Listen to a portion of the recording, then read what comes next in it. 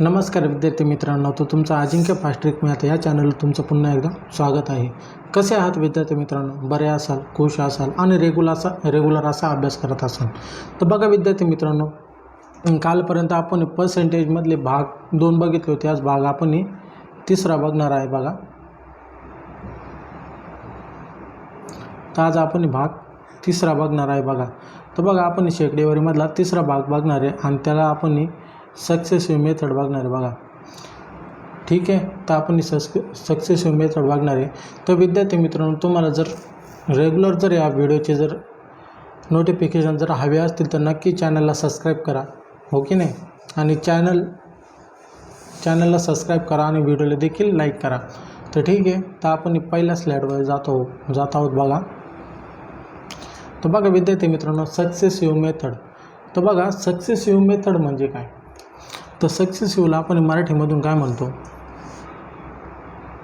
सक्सेसिव्हला मराठीमधून काय म्हटलं जातं? क्रमित. सक्सेसिव्हला मराठीमधून क्रमित म्हटलं जातं. क्रमित म्हणजे क्रमाक्रमाने, हो की नाही. क्रमित म्हटलं जातं किंवा संलग्न किंवा सलग किंवा त्याला हिंदी भाषेतून काय म्हटलं जातं? लगातार.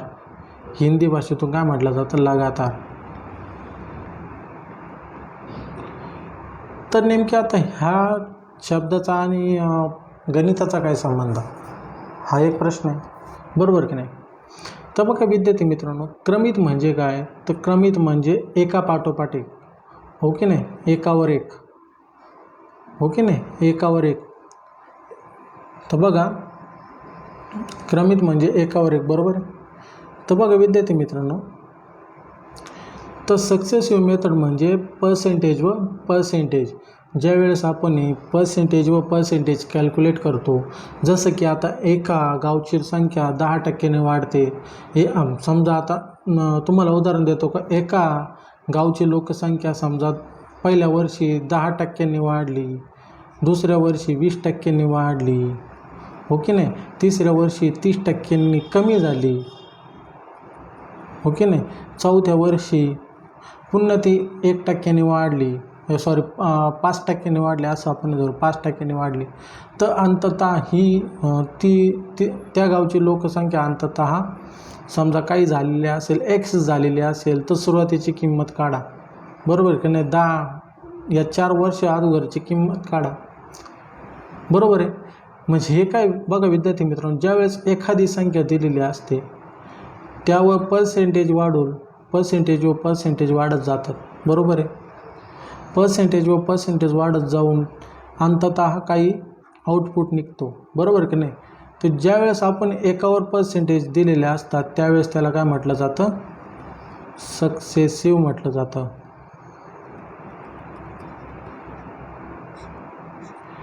त्यावेळेस त्याला काय म्हटलं जातं? सक्सेसिव्ह असं म्हटलं जातं. तर बघा विद्यार्थी मित्रांनो, आता सक्सेसिव्हमध्ये तर बघा सक्सेसिव्ह या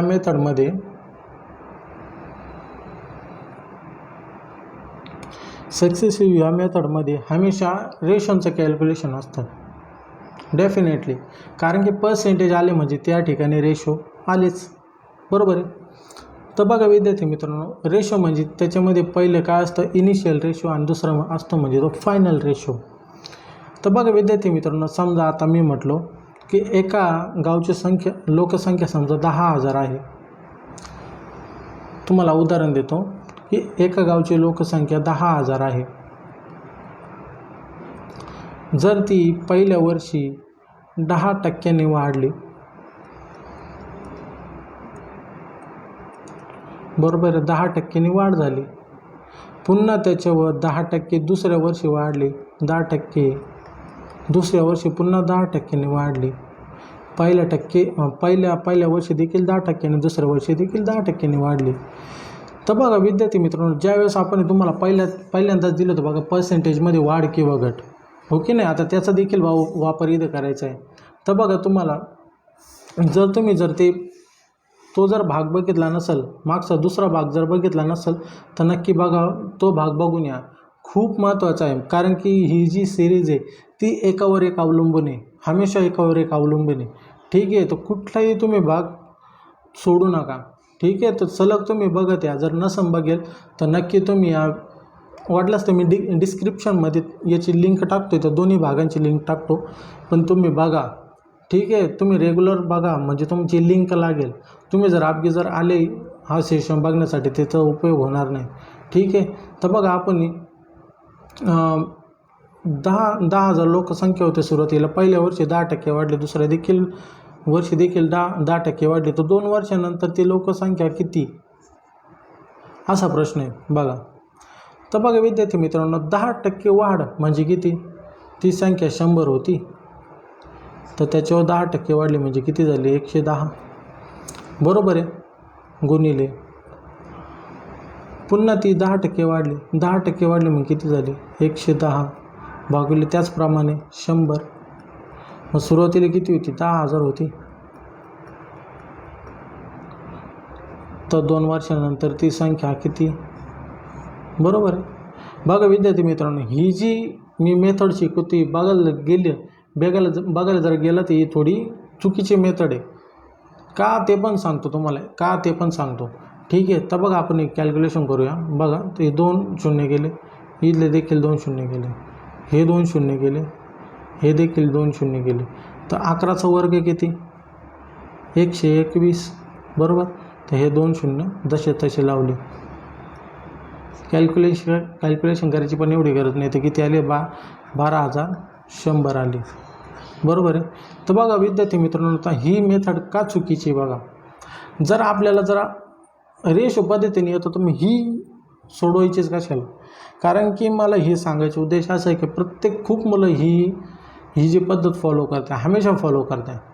चुकीची मेथड आहे बघा विद्यार्थी मित्रांनो, एकदम चुकीची मेथड आहे. ह्या मेथडने तुम्ही जाऊच नका. ठीक आहे. तर बघा आपलं का आता हेच उदाहरण बघा.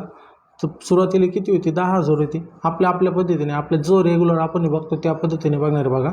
तर बघा सुरुवातीला किती पर्सेंटेज होती? 10,000 होती, हो की नाही? पहिल्या वर्षी 10% वाढ झाली आणि दुसऱ्या वर्षी देखील 10% वाढ झाली आणि 2 वर्षानंतरची लोकसंख्या आपल्याला विचारली. तर बघा तुम्हाला माहिती आहे आपण रेशो पद्धतीने काढतो हमेशा, हो की नाही? तुम्ही 3रा लेक्चर फॉलो करता तेव्हा तुम्हाला तर माहितीच आहे. तर बघा 1/10 म्हणजे किती? 10% म्हणजे किती? 1/10. बरोबर आहे. इथं पण 1/10 होईल, इथे पण 1/10 होईल. बरोबर आहे. जर पहिले 10 होती, ती 1 वाढ झाली म्हणजे 1 रेशो वाढली. पहिले 10 होती, ती 11 होईल. मग पुन्हा ती 10 होती, ती 11 होईल. मग बरोबर आहे. जर झाले किती? 100. यांचा गुणाकार केला तर किती झाले? 100. आणि यांचा गुणाकार केला तर किती होईल? 11चा वर्ग 121. बरोबर आहे. तर त्यांनी काय सांगितलं सुरुवातीला, म्हणजे 100 रेशो बरोबर 10,000. 100 रेशो बरोबर 10,000. बरोबर आहे. इथले 2 शून्य गेले, हे 2 शून्य गेले, तर 1 रेशो बरोबर किती येतो? 100. तर 121 गुणिले 100 तर किती येतं उत्तर? मग 12,100. एकदम सोपं उदाहरण होतं. ठीक आहे. तर आपण पुन्हा एक असंच उदाहरण घेत आहे बघा. पुन्हा असंच एक उदाहरण घेत आहे. तर बघा आणखीन एक उदाहरण घेऊ. जर एका गावची लोकसंख्या, समजा एका गावची लोकसंख्या आहे पहिल्या वर्षी, एका गावची लोकसंख्या पहिल्या वर्षी ती किती आहे? 16.66% वाढली. 16.66% वाढली.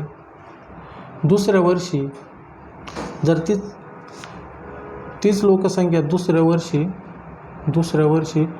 33.33% वाढली,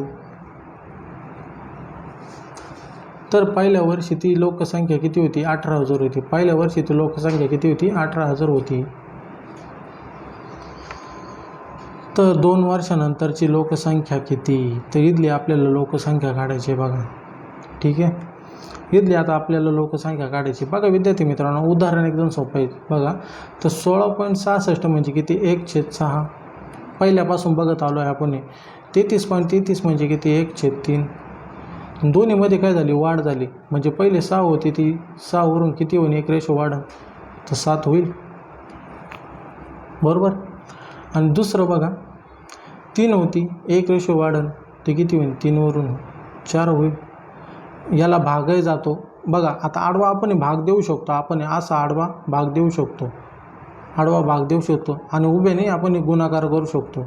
ठीक आहे, तो उभ्याने गुणाकार होतो आणि आडवा भाग आपण देऊ शकतो. तर बघा 2-6 2 4 ते किती आलं बघा? तर 7 2 14 आणि 3 9. बरोबर. ते त्यांनी सुरुवातीला किती दिलेले? 18,000. म्हणजे हे सुरुवातीला किती आलं? 9 रेशो. मग 9 रेशो बरोबर किती आला? 18,000. 1 रेशो बरोबर किती येईल? मग 1 रेशो बरोबर किती येईल? 2,000.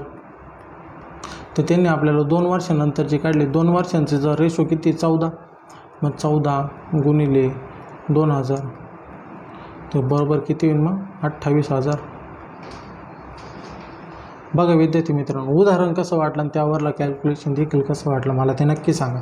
ठीक आहे, कमेंट करा. तुम्हाला जर कुठल्याही प्रकारचं जर डाऊट असेल नक्की कमेंट करा विद्यार्थी मित्रांनो. तुमचा नक्की मी तुम्हाला नक्की तो जो काही डाऊट असेल तो नक्की सॉल्व करेन. ठीक आहे. तर आपण पुढचा प्रश्न घेऊया. बघा वाटलंच तर आपण आणखीन एक उदाहरण घेतलं तरी चालेल. ठीक आहे, तर आपण आणखीन एक उदाहरण घेऊया. बघा आणखीन एक उदाहरण घेऊया. तर बघायचं तर एकदम डिटेलमध्ये बघूया, हो की नाही? एकदम शॉर्टमध्ये नाही, एकदम डिटेलमध्ये बघूया. तर बघा जर एने समजा एक व्यक्ती, 2 व्यक्ती, हो की नाही? याच्यामध्ये 3 व्यक्ती ए, बी आणि सी. या प्रश्नामध्ये 3 व्यक्ती. समजा व्यक्ती एने एक वस्तू खरेदी केली आणि ती बी व्यक्तीला 10% प्रॉफिटवर विकली. 10% प्रॉफिटवर विकली. कोणत्या व्यक्तीला? तर बी व्यक्तीला विकली 10% प्रॉफिटवर. आणि बीने सीला 20% प्रॉफिटवर विकली. बरोबर आहे, 20% प्रॉफिटवर विकली.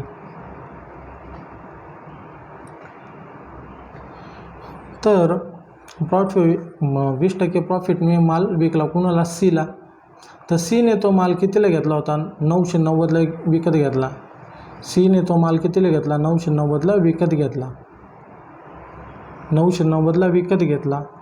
तर सुरुवातीला एला ती वस्तू किती रुपयाला घेतली होती?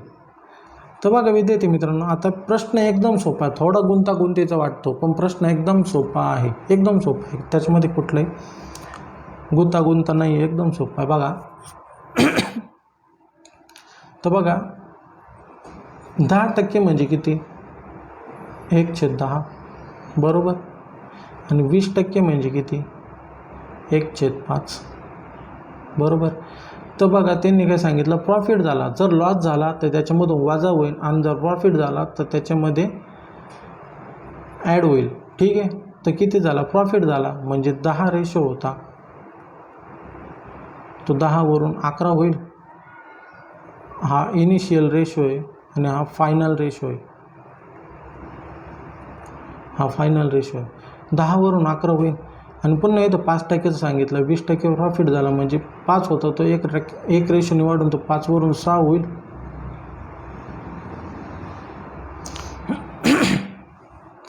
बघा आता आपण याच्यामध्ये भागाही देऊ शकतो.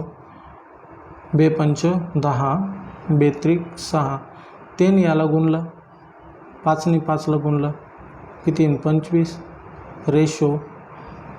11×3 33 रेशो. तर बघा त्याने सीने कितीला विकत घेतला होता? 990ला. मग 33 रेशो बरोबरच 990 येतो. 33 रेशो बरोबरच 990. 1 रेशो बरोबर किती येईल? मग 30. बरोबर. 990 33ने जर 990ला जर भाग दिलं किती 30, बरोबर. तर 1:बरोबर जर 30, तर मग सुरुवातीला किती होतं मग याचा 25 मग 25 गुणिले 30 बरोबर किती होईल 750. कसं वाटलं तुम्हाला उदाहरण ते मला नक्की सांगा विद्यार्थी मित्रांनो. तर ठीक आहे, आता आपण काही प्रश्न घेत आहे. आपण PDF काही प्रश्न आणलेला आहे ते आपण नक्की बघूया. ठीक आहे. जर विद्यार्थी मित्रांनो जर व्हिडिओ जर आवडला असेल तर नक्की व्हिडिओला लाईक करा विद्यार्थी मित्रांनो. ठीक आहे. तुम्हाला लाईक करायला कुठल्याही प्रकारचे चार्जेस लागत नाही. ठीक आहे. एकदाच लाईक करा फक्त. ते बटन फक्त एकदाच दाबा, दोनदा दाबू नका, फक्त एकदाच दाबा आणि व्हिडिओला लाईक करा आणि चॅनल देखील सबस्क्राईब करा. तुम्हाला रेग्युलर नोटिफिकेशन भेटेल. ठीक आहे. तर बघा आपण काही उदाहरणं बघूया.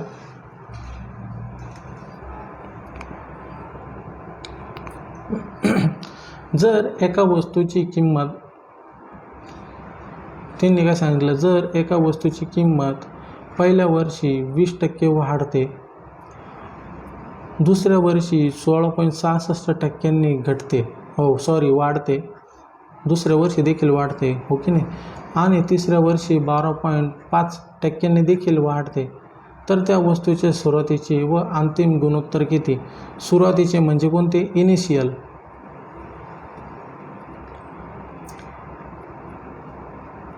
बरोबर आहे. आणि फायनल रेशो विचारला आहे आपल्याला. एकदम सोपं आहे बघा.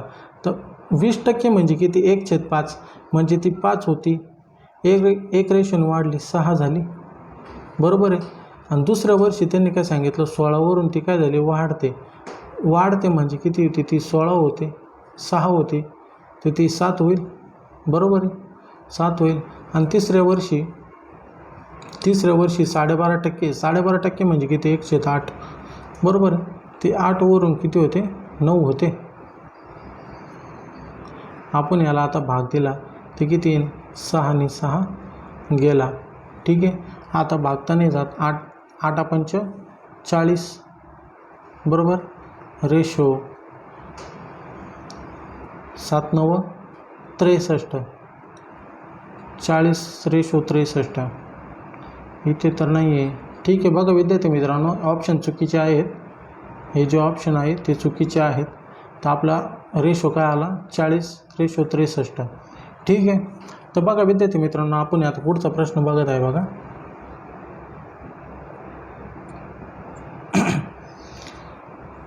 तर बघा, जर ए या व्यक्तीने बीला 5.55% नफ्याने वस्तू विकली, बीने सीला ती वस्तू सीला 18.75% वस्तू नफ्याने विकली आणि सीने ती वस्तू 3610 रुपयात विकत घेतली, तर सुरुवातीची किंमत किती? बघा विद्यार्थी मित्रांनो, एकदम सोपा प्रश्न आहे. त्यांनी काय सांगितलं, एने बीला कितीने दिलं? एने बीला 5.55%, बरोबर आहे, 5.55%. बीने ती वस्तू सीला कितीला दिली? 18 कितीला गेली ही?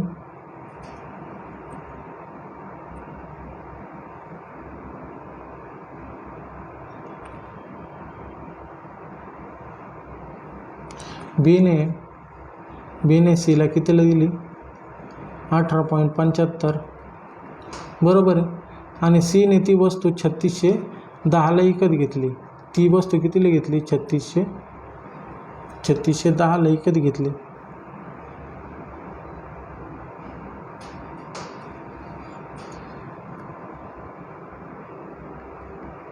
बघा विद्यार्थी मित्रांनो, 5.55% म्हणजे किती? 1/18, बरोबर आहे. आणि 18.75% म्हणजे किती? तर 3/16, बरोबर आहे. तर बघा त्यांनी काय सांगितलं, तर मग वाढ झाली. बीने ती वस्तू सीला कितीने दिली? बीने ती वस्तू सीला 5.55% दिली. म्हणजे ती वस्तू समजा 18 होती सुरुवातीला 18 होती, एक रेशोने वाढली, ती 19 होईल. सुरुवातीला 18 होती, तर नंतर 19 होईल. ठीक आहे. आणि 18.75 म्हणजे किती? तर 3.6 म्हणजे 16. 16वरून ती 3 वाढेल, हो की नाही? सुरुवातीला 16 होती, तर 3 रेशो वाढली, ती किती झाली? 19. बरोबर आहे, 19.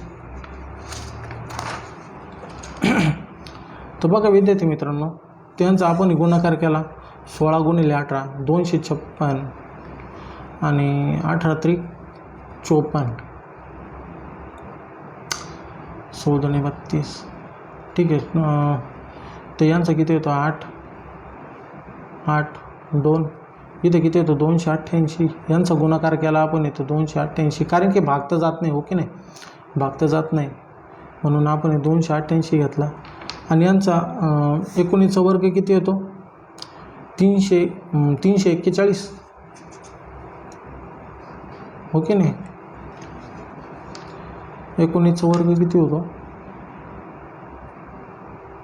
341.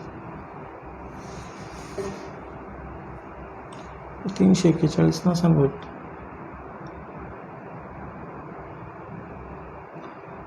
बरोबर, 224. मग आपण करूनच बघूया, माझ्या पण लक्षात नाही. 341 190 आणि 99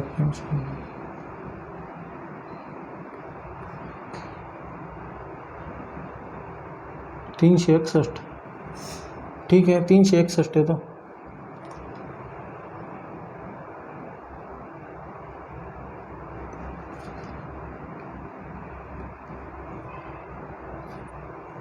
येतो. तर बघा ते त्यांनी किती सांगितलं आहे, तर 1 रेशो बरोबर किती येईल? मग जर 361 रेशो बरोबर 361 रेशो बरोबर 3610, बरोबर. तर 1 रेशो बरोबर किती येईल? 10 येईल. 1 रेशो बरोबर 10 येईल, हो की नाही? बघा आपण पुन्हा बघूया.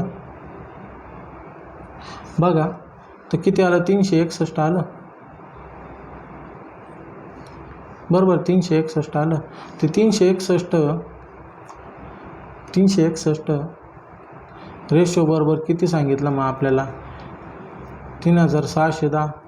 तर 1 रेशो बरोबर किती येईल? मग आता टोटली भाग जाईल 10 वेळेस, बरोबर. 1 रेशो बरोबर 10. तर मग त्यांनी काय सांगितलं? तर सुरुवातीची किंमत किती? सुरुवातीला किती होतं? 288. मग 288 गुणिले 10 म्हणजे किती होईल? मग 288 2880, बरोबर आहे. तर कोणतं आपलं ऑप्शन बरोबर आहे? तर बघा आपलं बी ऑप्शन आहे, ते एकदम बरोबर आहे बघा. ठीक आहे. तर आपण पुढचं उदाहरण घेऊया. ठीक आहे. तर तुम्हाला उदाहरण समजलं असेल तर नक्की एक लाईक करा, आणि जर नसेल समजलं तर मला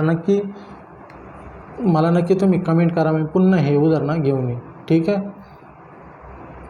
तर आपण पुढचं उदाहरण बघत आहे बघा. तर बघा एका गावची लोकसंख्या दरवर्षी 10% वाढते. जर आज ती लोकसंख्या 12,100 आहे, तर 2 वर्षांपूर्वी त्या गावची लोकसंख्या किती होती? तर बघा विद्यार्थी मित्रांनो, त्यांनी काय सांगितलं? एका गावची लोकसंख्या 2 वर्षानंतरची आपल्याला किंमत दिलेली आहे बघा. ही किंमत जी आहे, ही जी किंमत आहे ती 2 वर्षानंतरची दिलेली आहे, बरोबर आहे. म्हणजे आणि दरवर्षी 10% वाढते, म्हणजे 10 आहे, 10वरून ती किती होते? 11 होते. पुन्हा 10वरून ती किती होते? 11 होते. जर यांचा गुणाकार केला तर किती होईल? 100 गुणिले 121, हो की नाही? 2 वर्षानंतरची दिलेली, म्हणजे 121 रेशो बरोबर 12,100. त्याला भाग दिला तर किती होईल? 100 वेळेस जाईल, बरोबर आहे. तर 100 गुणिले 100 किती होईल? मग 100 गुणिले 100 म्हणजे किती होईल? 10,000.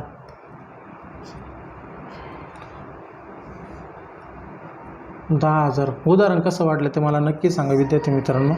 तर ठीक आहे. तर आपण पुढचं उदाहरण नक्की घेत आहे बघा. आता एका वस्तूची किंमत पहिल्या वर्षी 20% वाढली व पहिल्या वर्षी त्या वस्तूची किंमत 20% वाढली व दुसऱ्या वर्षी 10% कमी झाली. ठीक आहे, कमी झाली तर ती वस्तूची किंमत किती टक्क्यांनी वाढली किंवा घटली? बघा, वाढली किंवा घटली दोन्ही विचारलेलं आहे. तर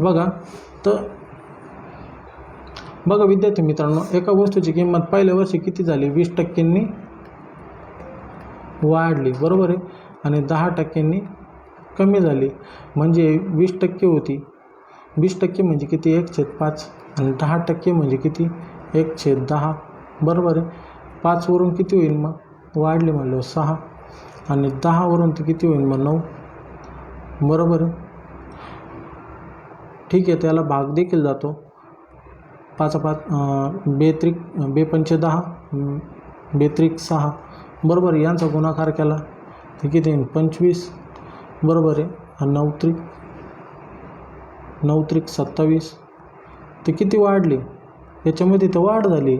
किती वाढली? 2ने तर वाढली, बरोबर आहे. कुणाच्या रिस्पेक्टमध्ये? या 25च्या रिस्पेक्टमध्ये, बरोबर. गुणिले 100 गुणिले 100. तर 25 × 25, 25 चोक 100. आणि 4ने 2ला गुणलं तर किती होईल? 8. 8% काय झाली मग? वाढ झाली.